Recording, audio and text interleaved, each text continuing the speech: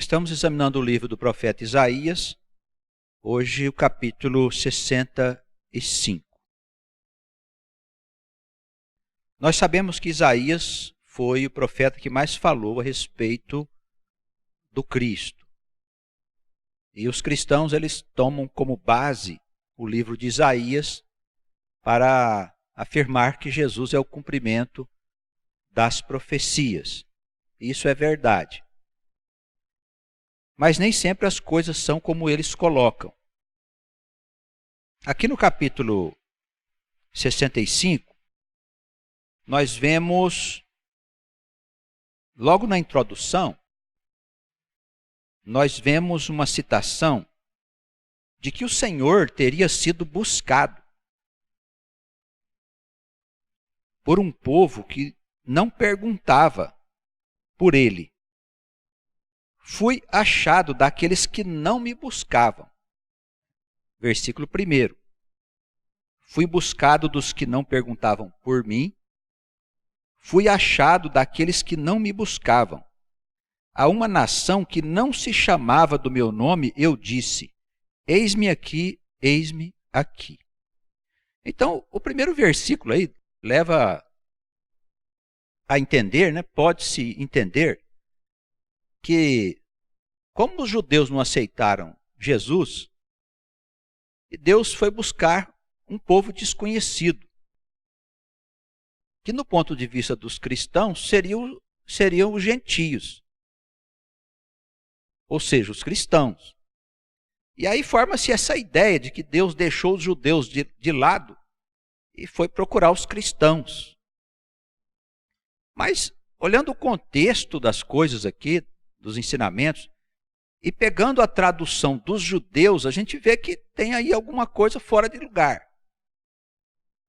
Primeiro, nós sabemos que os livros das Escrituras, eles não eram divididos em capítulos. Quem dividiu em capítulo foram os estudiosos da nossa época, eles que organizaram alguns padres e tal, e até ficou um trabalho muito bom.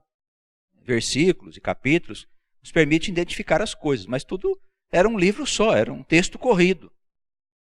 Nós vimos no capítulo 64 que há uma lamentação do povo. O profeta faz uma lamentação em torno do sofrimento do povo, dos erros que o povo cometia, clamando a Deus para que Deus se manifestasse e os ajudasse. Isso está no capítulo 64. Ou seja, o 65 é uma sequência do que aconteceu no 64. Não podemos separar essas coisas e dizer assim, tem uma profecia aqui de Isaías que diz que Deus deixou de lado os judeus e foi procurar um povo desconhecido, que seriam os cristãos, os gentios. Parece que as coisas não são bem assim. Veja, eu tive cuidado de trazer aqui uma Bíblia judaica, uma tradução do Antigo Testamento, feito por judeus, e a gente vê que o primeiro versículo é um pouco diferente da tradução feita pelos cristãos. Eu tenho conversado com os irmãos sobre o problema das traduções. Com certeza, quando nós lemos uma escritura traduzida por evangélicos, nós estamos diante de uma cópia das escrituras no ponto de vista dos evangélicos, quando é católico, no ponto de vista católico. Aí cada um puxa a interpretação de acordo com a sua fé, a sua crença. Não tem como deixar de ser assim. Mas nós precisamos investigar para encontrarmos a verdade dos textos, uma vez que o nosso pensamento é um pensamento diferente da teologia tradicional.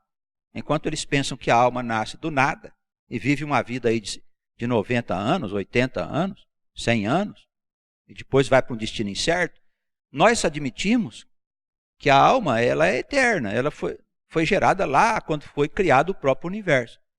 E ela nasce sucessivas vezes, porque ela foi criada para viver aqui na dimensão material, no nosso caso aqui no planeta Terra.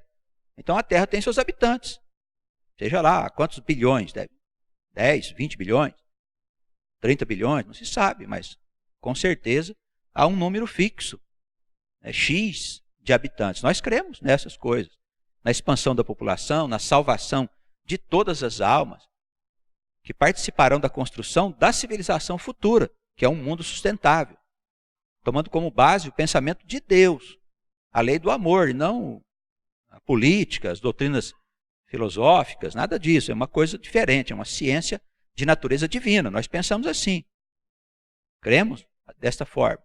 Então, é necessário investigarmos as coisas em busca de melhores respostas, algo que nos parece estranho. O cristão, naturalmente, se é um tradutor, ele vai traduzir puxando a sardinha, né, para a sua brasa, né, no dizer aí da linguagem popular, não é mesmo? É natural. Então, aqui na escritura, no Tanar, que é a escritura dos judeus, o livro de Isaías apresenta uma outra coisa. Ele diz assim, primeiro versículo: acessível fui, até para quem por mim não perguntava. Acerquei-me de quem não me buscava, e disse: eis-me aqui, para uma nação que não era chamada por meu nome. Então é bem diferente. Não tem nada de que fui buscado por alguém. Eu estava acessível. A quem? Ao povo dele. Ele não está falando aqui de gentil, ele está falando aqui de judeu. Ele está falando aqui dos israelitas, comentando que o povo dele era um povo rebelde. É isso que ele está dizendo aqui. Não está se referindo à missão de Jesus aqui na frente, diante dos cristãos. Se isso é verdade, nós cremos que sim, entre os cristãos estão, na verdade, vivendo Israel, as 10 tribos perdidas lá de trás. Nós temos a certeza que há judeus, há almas de Judá e de Israel vivendo espalhadas pelo mundo. Isso é profético, está em vários lugares nas Escrituras. E que essas almas serão um dia juntadas para ser uma nação, a nação que vai orientar o futuro da humanidade. Isso está em todos os lugares das Escrituras. O plano geral das Escrituras Sagradas não é a salvação das pessoas para morar no céu, irmãos. O plano geral das Escrituras é a implantação do reino de Deus, que é uma forma de governo, de teocracia, que é um governo divino, que vai ser implantado na terra. É isso. Isso está por toda parte. Então, o que o Senhor está falando aqui? Ele está se referindo aqui aos gentios? Está. Mas se os gentios for povo dele, senão não. Os gentios não é constituído de um povo estranho, na verdade, de almas estranhas a Israel. Ao contrário, é necessário que eles sejam de Israel, senão a palavra sai do contexto. Deus deixa de cuidar do povo dele para se dedicar a um povo estranho. É isso que dá a entender aqui a introdução da tradução feita por João Ferreira de Almeida. É o que dá a entender. Quando a gente lê aqui o texto feito pela tradução de judeus, nós vemos que não é bem assim. A passagem conforme eles colocam aqui. Então fui buscado dos que não me perguntavam por mim, fui achado daqueles que não me buscavam. A uma nação que não se chamava do meu nome, eu disse: eis-me aqui, eis-me aqui. Que nação é essa? Ora, Israel. Não é gentio. É Israel, que era um povo rebelde. É o povo que acabou de clamar para ele aqui no capítulo anterior. Não podemos separar o capítulo 64 do 65. Como se o 65 fosse uma coisa jogada ali.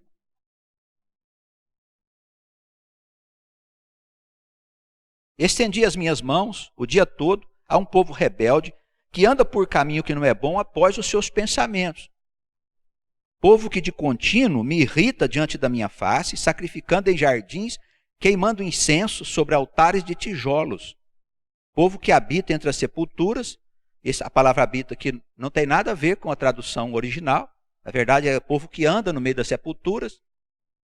Porque as tribos do norte, eles eram idólatras.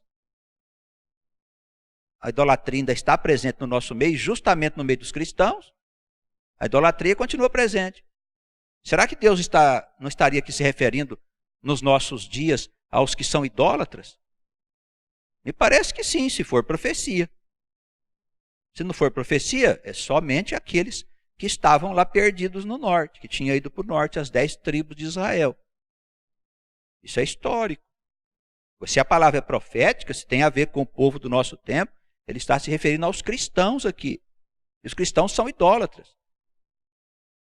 Adoram imagens, adoram dinheiro, adoram dinheiro. Os evangélicos gostam de dizer que não são idólatras, não adoram imagem, mas dinheiro é o que gostam, de prosperidade e tudo mais. Tá. Sabemos disso. Amém. Está tudo bem, está tudo certo. Melhor adorar essas coisas do que não adorar nada. Mas Deus está falando com o povo idólatra, com o povo que não respeitava os ensinamentos dele. É o povo dele que ele está falando. É a parte do povo que se degenerou. Os irmãos sabem disso. Eles foram para o norte lá, fizeram templos, adoraram outros deuses, fizeram tudo quanto é coisa que não devia, consultavam os mortos. Está falando aqui, ó. Anda no meio da sepultura, porque ia para os cemitérios, lugar onde estavam os mortos, para evocar espíritos, para conversar com mortos, para tratar das coisas terrenas. Coisa que Deus proibia. Não estamos dizendo que é Satanás, não estamos dizendo nada disso, irmãos. Estamos dizendo que para o povo de Deus, a evocação de espíritos não tem qualquer utilidade. Respeitamos quem o faça, quem desenvolve aí suas doutrinas e crenças, amém. Tudo faz parte do movimento evolutivo desta humanidade, amém. Não estamos criticando ninguém. Mas para o povo de Deus, nós temos regras. Se somos o povo de Deus, diria o apóstolo Paulo, né, irmãos? Se somos o povo de Deus. Se eu não sinto que sou o povo de Deus, então eu posso fazer o que eu quiser da minha vida, da minha prática religiosa, da minha fé. Faça como você quiser. O que nós afirmamos é que existem leis.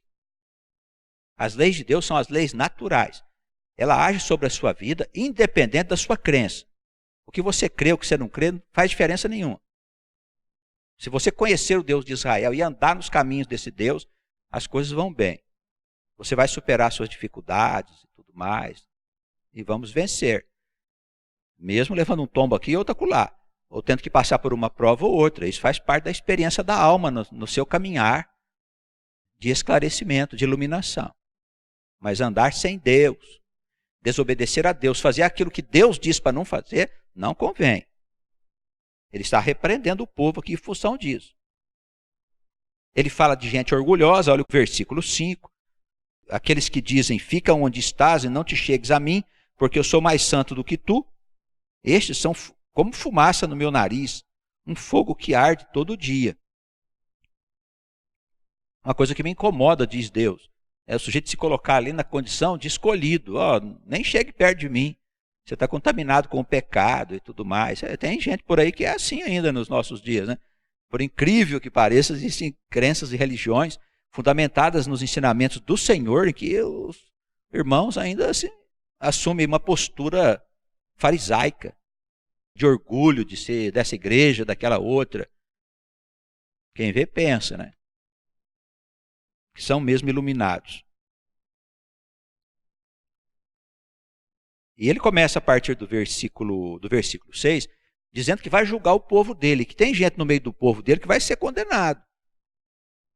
Hoje nós temos um número grande de cristãos e de judeus no mundo, maior de cristãos, evidentemente. Mas o Senhor, Ele vai limpar.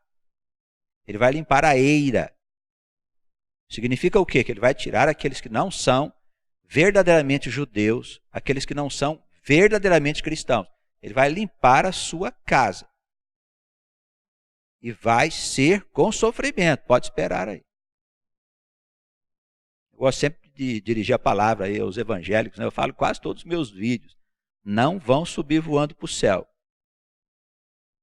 Não vão subir, não há arrebatamento, não vai ter, não vai se livrar do sofrimento, da perseguição. Pode preparar a sua casa.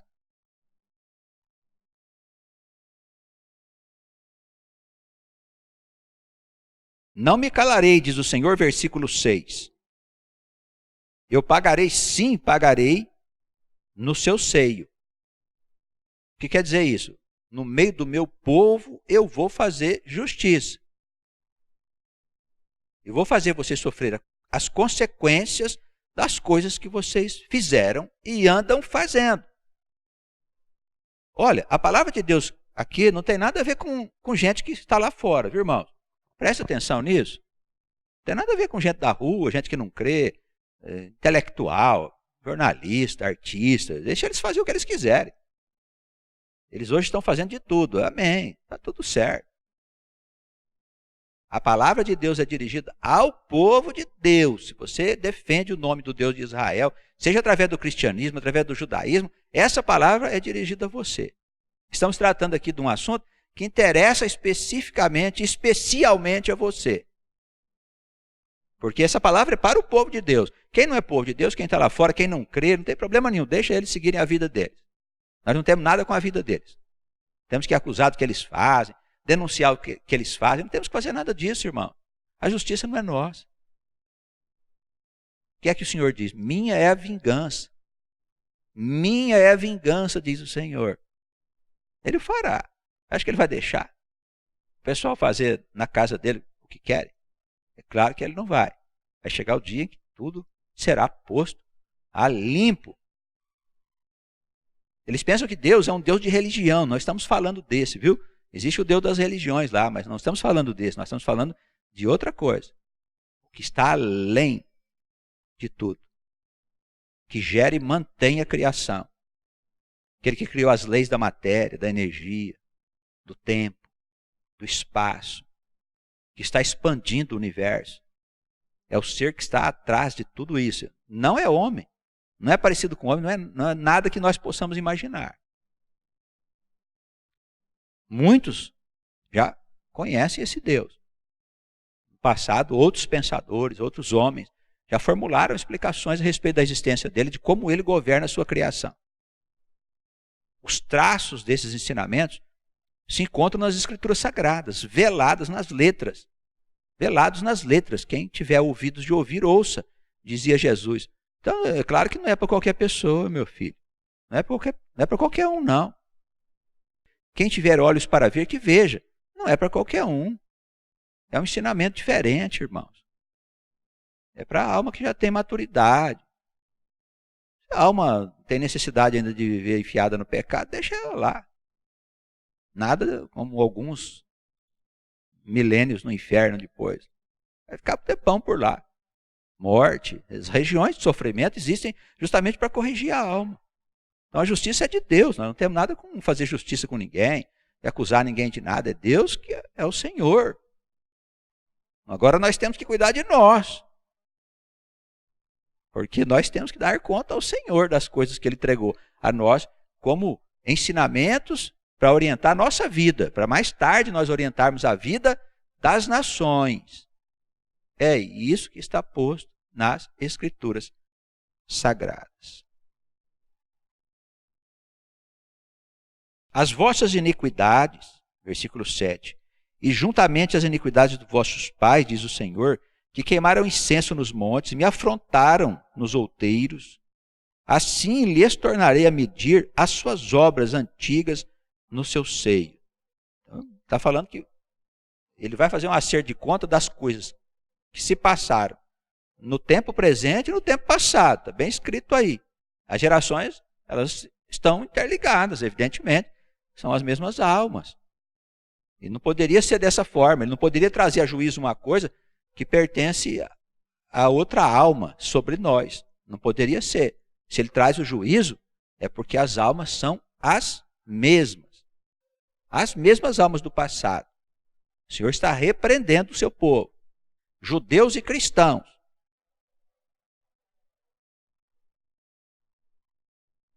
Assim diz o Senhor, versículo 8. Acompanha comigo, os irmãos.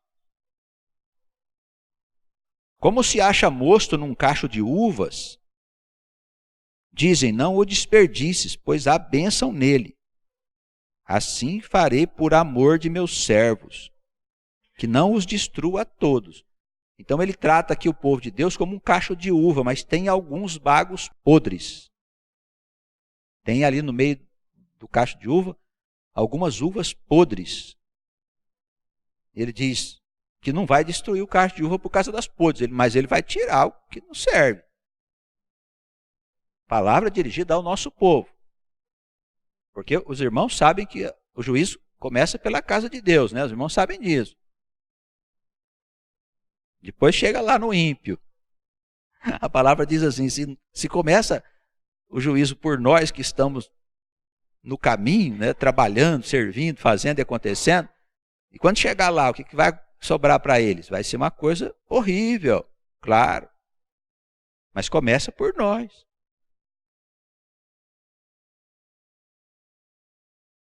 Assim farei por amor dos meus servos, produzirei descendência a Jacó e a Judá. Aqui é Israel, né? Que são as tribos do norte. Em Judá haverá um herdeiro que possua os meus montes, e os meus eleitos herdarão a terra, e os meus servos ali habitarão. E aqui ele está falando da terra mesmo de Israel. A palavra ali não é voltada para a terra como um todo. Eu tenho dito aos irmãos que uma boa parte do povo de Deus vai morar em Israel, depois do juízo, com certeza. Porque é de lá que vão sair os conselhos para toda a humanidade. A palavra diz até que os presidentes e reis vão se dirigir a Jerusalém para receber orientação. O que fazer da vida das nações. O povo de Deus vai estar em todos os lugares, mas muita gente vai morar lá em Israel. Há outras passagens que falam que os salvos herdarão a terra. Não é esse caso aqui. Nós temos, por exemplo, o Salmo 37. Os irmãos puderem consultar em casa, dá uma olhadinha por lá. O Salmo 37 fala de várias vezes em que os mansos herdarão a terra e morarão nela para sempre. Os justos herdarão a terra e habitarão nela para sempre. Salmo 37, versículo 29. Herdarão a terra, não é outra terra, é essa mesma terra aqui. Nós vamos fazer dela uma nova terra. Com a ajuda do nosso Deus, claro. Deus faz a nova terra através de nós. Os irmãos perceberam? Lá na teologia, Deus é mágico, né? Puf, faz o paraíso. Não. Aqui na ciência de Deus, nós vamos construir o paraíso, porque Deus vive em nós. E vai ter que ter um trabalhão para fazer o paraíso. É uma servição, viu, gente? Não é mais lógico, mais inteligente do que nós contarmos com um mágico divino? Chegaria aí, puf, entregaria para nós o paraíso sem que houvesse esforço da nossa parte. Porque, sinceramente, irmão, o que nós fizemos de especial para viver no paraíso? Receber um paraíso pronto. Porque quê? Somos evangélicos? Somos judeus? O que fizemos de especial? Jesus perguntava para os discípulos, né? Ele levantava muito essas questões.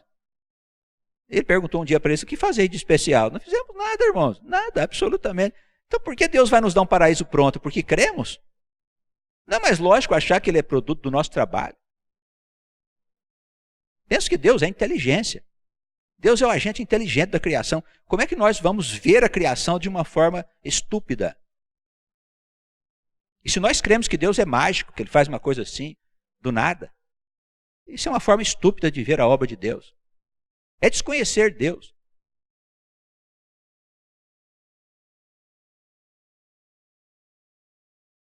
Saron servirá de curral e rebanhos, de curral dos rebanhos, e o vale de Acor, lugar de repouso de gados, para o meu povo que me buscou. Então ele está dizendo assim, que a terra de Israel será como um lugar aprazível. Esses lugares aqui, Saron, vale de Acor, são lugares de muita produção de bens. Tudo que planta lhe dá, você pode criar gado que o clima é adequado. Então, são lugares assim de muita bênção. Então ele diz que o Israel todo será transformado num lugar abençoado para o povo dele. Essa palavra também está em várias passagens nas Escrituras. Mas a vós, aí vem a advertência. Como nós não sabemos quem nós somos, é bom nós abrirmos os nossos ouvidos. Mas a vós, os que vos apartais do Senhor, os que vos esqueceis do meu santo monte. O que é o santo monte? Sião. O que é Sião? É Israel. É o templo de Deus, é o monte que está em Jerusalém, onde ficava o templo, não é? É ali que é Sião, a casa do Senhor. Você esqueceu disso? Os que preparais uma mesa para a fortuna e misturais a bebida para o destino. Essa fortuna e destino aqui são falsos deuses. Eles se envolveram com todo tipo de deuses na época lá em que eles viviam no norte de Israel. Isso quer dizer que tem povo de Deus espalhado aí pelo mundo, envolvido com falsos deuses até hoje. Também vos destinareis à espada, e todos vós encurvareis à matança. Porquanto chamei, não me respondeste, falei, não me ouviram, mas fizeste o que era mal aos meus olhos, e escolhestes aquilo em que eu não tinha prazer. Portanto, assim diz o Senhor Deus: eis que os meus servos comerão, mas vós padecereis, tereis fome. Eis que os meus servos beberão, porém vós tereis sede. Eis que os meus servos se alegrarão, mas vós vos envergonhareis. Então o Senhor vai envergonhar muita gente, viu? Muita gente. Nós temos aí hoje uma multidão de gente falando aí pelos cotovelos, nessa tal internet, nessa multidão de igrejas que nós vemos. Cada um mais sábio do que os outros. Eles acham que vão sair dessa sem sofrimento, sem dificuldades.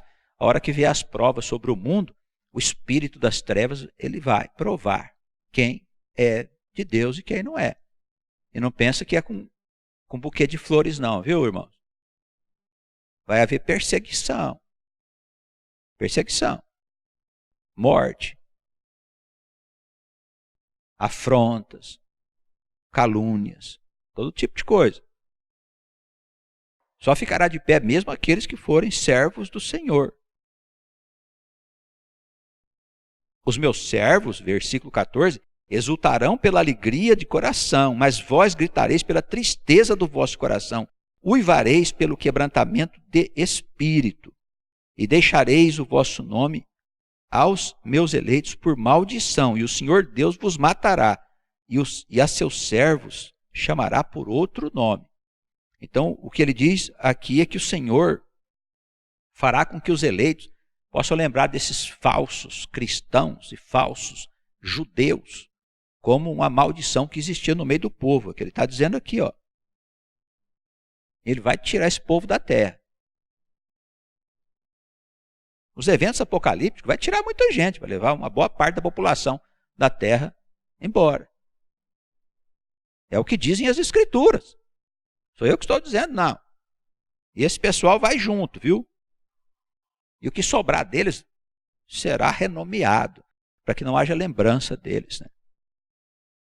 É o que diz aí o versículo 15. Assim que aquele que se bem disser na terra, se bendirá o Deus da verdade. E aquele que jurar na terra, jurará pelo Deus da verdade, porque já estão esquecidas as angústias passadas e estão escondidas dos meus olhos. O Senhor deixa claro aqui que os tempos serão de angústias e de aflição, mas que tudo isso será superado pela chegada do reino de Deus.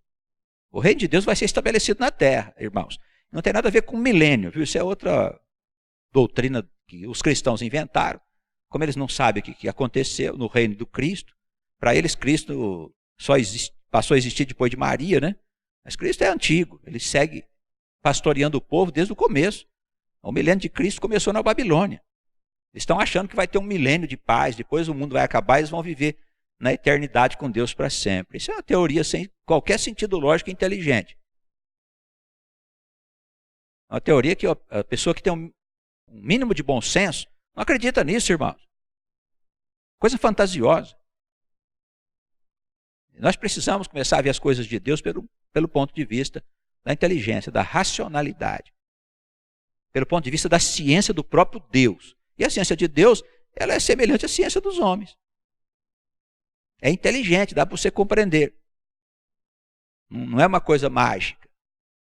Basta a gente deixar de lado esse espírito que a igreja criou desde o começo. Que está aí até hoje dizendo as verdades sobre vida, morte, o que você está fazendo aqui, de onde você veio e para onde você vai.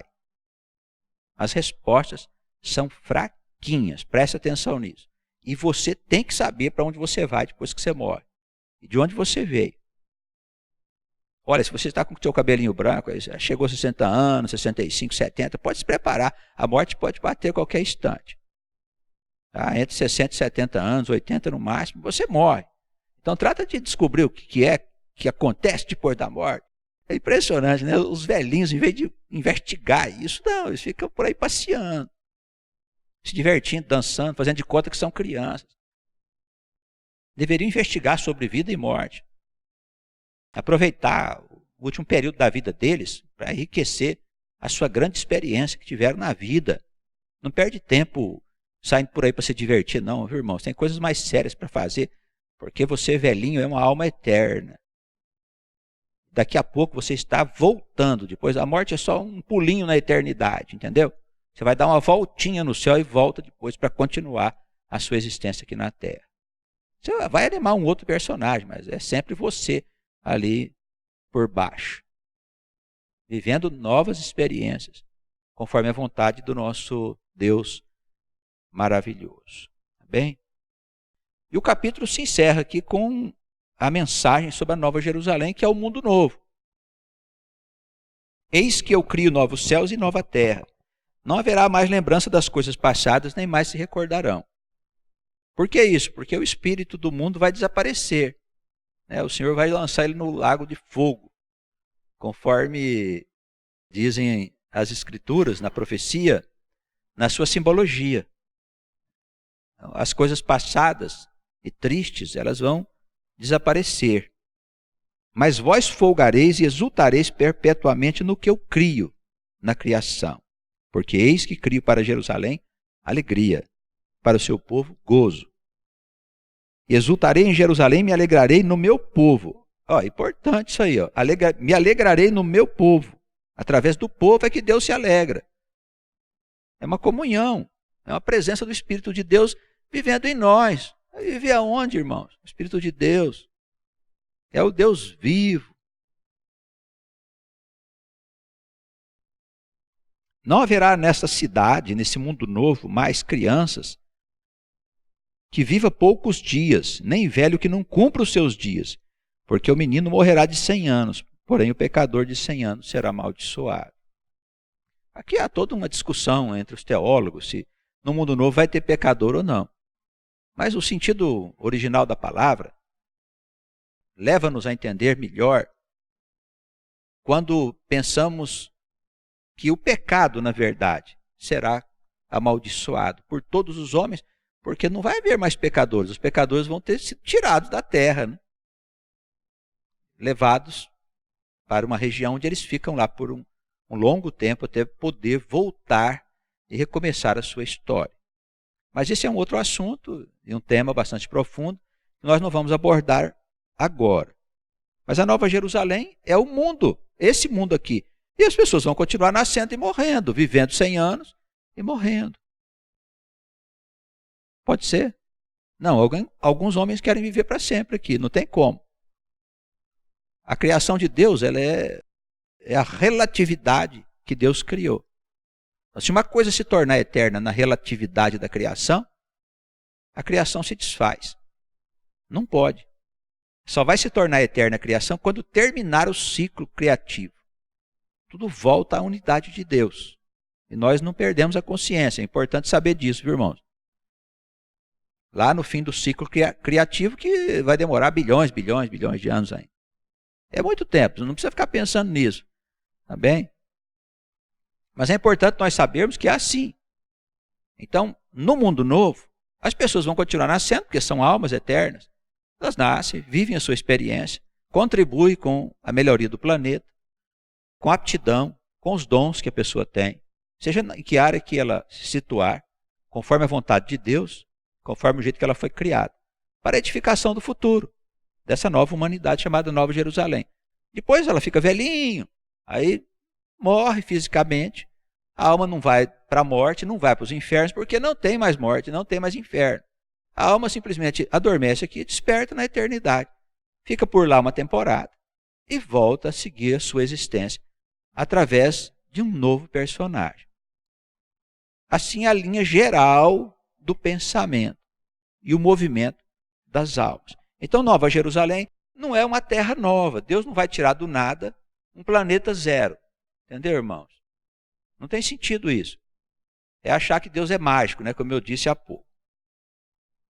Não haverá, pois, mais nela, versículo 20, criança de poucos dias, nem velho que não cumpra os seus dias, porque o menino morrerá de 100 anos e o pecado de 100 anos será amaldiçoado. Edificarão casas e as habitarão.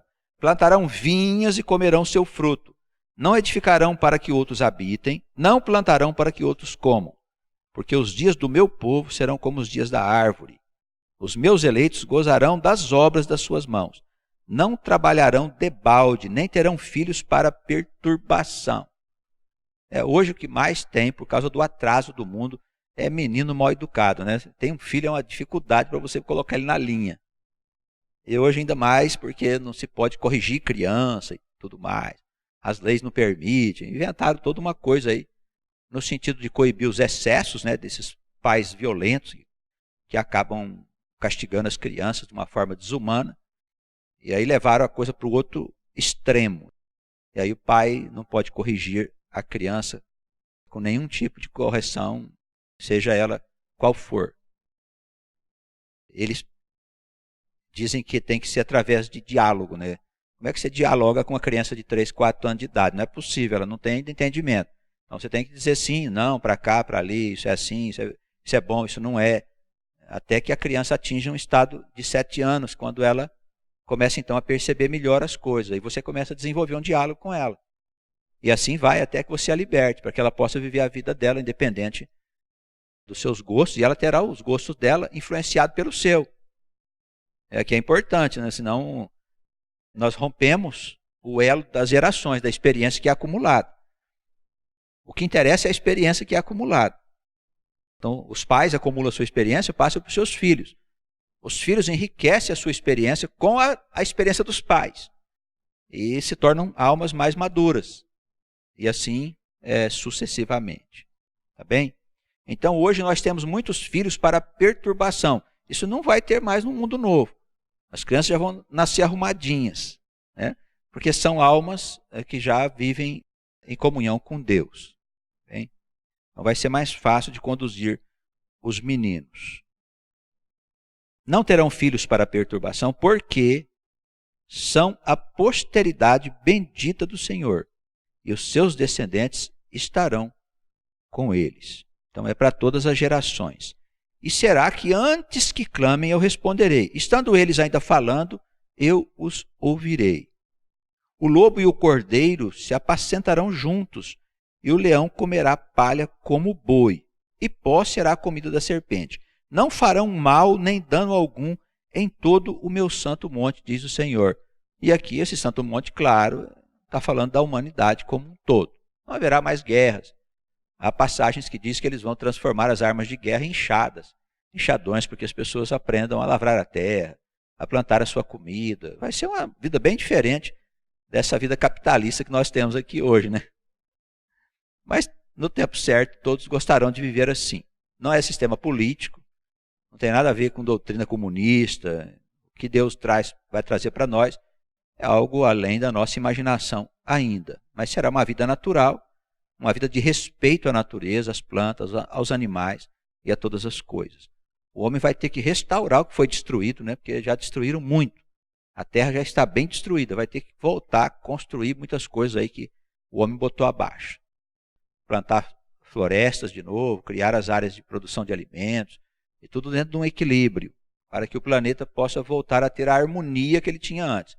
Então, hoje não está chovendo nos lugares que precisa chover, chove onde não precisa. Quando chove, chove demais, porque o planeta está em desalinho, por causa das maldades do homem, não é por causa de nada, não. O planeta está confuso, porque ele também tem uma alma. Então, tudo isso voltará a entrar no equilíbrio e quando nós estivermos no reino, choverá no tempo certo. Você pode preparar a terra para nós aqui em setembro, porque vai dar uma chuva em setembro para poder a terra ficar no jeito para preparar. Outubro começa as chuvas que vão fazer a semente desenvolver e assim sucessivamente até a colheita. Isso era assim nos tempos que a gente era jovem, né? Porque havia uma certa harmonia no planeta e agora não há mais essa harmonia. O homem quebrou a harmonia e há uma grande confusão e é necessário que haja uma restauração desse estado harmônico para que os habitantes possam ter o seu sustento e possam viver em paz com o nosso Deus. Que nós sejamos abençoados todos nós e que Deus nos ajude a entender melhor os seus planos. Nós estamos dando apenas os primeiros passos no entendimento da ciência do nosso Deus eterno. Que as bênçãos dele permaneçam com todos nós hoje e sempre. Amém.